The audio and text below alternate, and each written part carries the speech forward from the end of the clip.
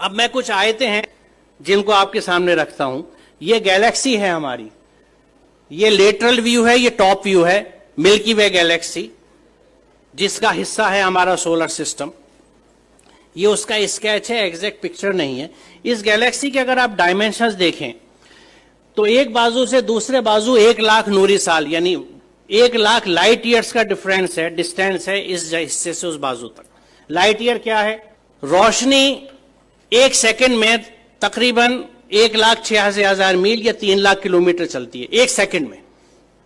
इसको 60 से मल्टीप्लाई कीजिए, 1 मिनट में रोशनी कितना चली, फिर 60 से मल्टीप्लाई कीजिए 1 घंटे में कितना चली। यहां तक आते ज्यादातर आपके कैलकुलेटर्स कंप्यूटर्स फेल होने लगेंगे क्योंकि फिगर्स बहुत ऊंची चली गई। अब आप इसको 1 घंटे में आपने टाइम निकाल लिया कि 1 घंटे में रोशनी ने कितना सफर तय किया, इसको 24 से जरब दीजिए तो 1 दिन में रोशनी कितनी चली, फिर 30 से जरब दीजिए 1 महीने में कितनी चली, फिर 12 से जरब दीजिए तो 1 साल में कितनी चली। It will be N astronomical figure. 1 साल में रोशनी जितना फासला तय करती है, जितना डिस्टेंस कवर करती है, उसको 1 लाइट ईयर या 1 नूरी साल कहा जाता है। तो ये कितना फासला होगा आप अंदाजा लगाइए। और सिर्फ इस गैलेक्सी के इस कहकशा के, ये मिल्की वे जो दूधिया कहकशा है, इसके एक बाजू से दूसरे बाजू आने के लिए आपको 1,00,000 लाइट ईयर्स चाहिए। यानी रोशनी की रफ्तार से अगर आप चलें तो 1,00,000 साल में इस बाजू से उस बाजू तक पहुंचेंगे।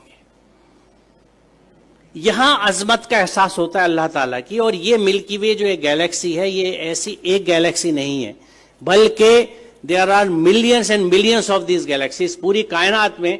और इन गैलेक्सीज में है क्या साहब? सितारे जिनकी डिफरेंट लाइफ साइकिल्स हैं, अगर आप स्टार्स की पढ़ें, या प्लैनेट्स जो उनके चारों तरफ घूम रहे हैं। सबसे बड़ा सवाल ये आता है कि ये रुके हुए कैसे हैं? रात में जो आसमान हमें इतना अच्छा दिखता है, उसमें तारे नजर आ रहे हैं, चांद नजर आ रहा है, ये रुके हुए कैसे? What is holding them? वो क्या चीज है? वो कौन से कुव्वतें हैं? आज हम जानते हैं कि ये इलेक्ट्रोमैग्नेटिक फोर्सेस हैं जिनके बैलेंसिंग से इनको हमने रोक रखा है। It is just phenomenal.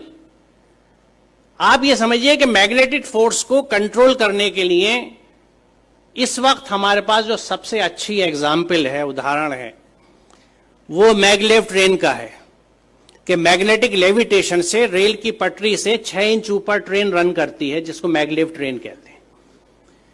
उस मैग्नेटिक लेविटेशन से एक ट्रेन को सिर्फ हमने 6 इंच ऊपर उठाया है।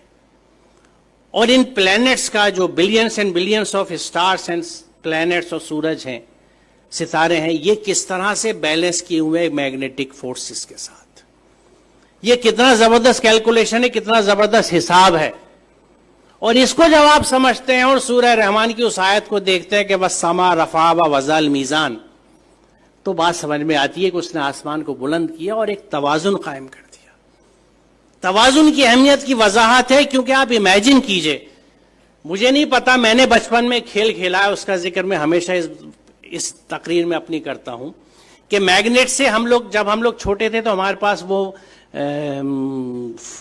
मोबाइल फोन्स नहीं थे या स्मार्टफोन्स नहीं थे जो आज आप लोगों के पास है। हमारे पास क्या होता था? टूटी हुई चूड़ियां होती थी, सिगरेट के पैकेट होते थे, माचिस की डिब्बियां होती थी, माचिस की तीलियां हुआ करती थी, और इन चीजों से हम खेल डिवाइस किया करते थे अपने लिए।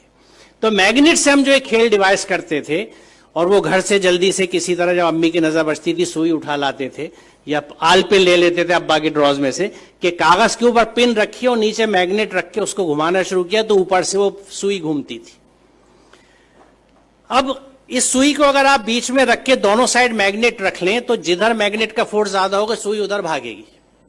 एक स्टेज ऐसी आएगी कि सुई बीच में कांपती सी रहेगी, ना इधर जा सकती है ना उधर, क्योंकि यहां पे दोनों फोर्सेज एक दूसरे को न्यूट्रलाइज कर रहे हैं। इधर की मैग्नेटिक की ताकत, इधर की मैग्नेटिक की ताकत एक दूसरे को न्यूट्रलाइज कर रही है, नलीफाई कर रही है। वो सुई बीच में ट्रैप्ड है।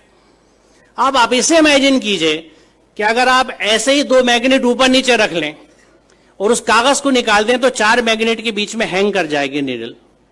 बड़ी मेहनत करनी पड़ेगी इसको बीच में हैंग करने के लिए, एक सुई को। अब इमेजिन कीजिए इस यूनिवर्स को जिसमें कितने millions and billions of planets इसी मैग्नेटिक फोर्सेस के इंटरप्ले की वजह से, एक बैलेंस की वजह से हैंग कर रहे हैं। जो इसको समझ सकता है वो खालिक की अजमत को समझता है। वो परमात्मा की महात्मा को समझ सकता है, महानता को समझ सकता है, अल्लाह ताला की अजमत को पहचान सकता है। और उस वक्त वो कन्विंस होता है कि जब इस पूरी कायनात में अल्लाह के कानून चलते हैं तो मैं उसके कानून को किस तरह से एक जुज़दान में लपेट के बिना समझे ऊपर रख सकता हूं और उसको फॉलो नहीं करता।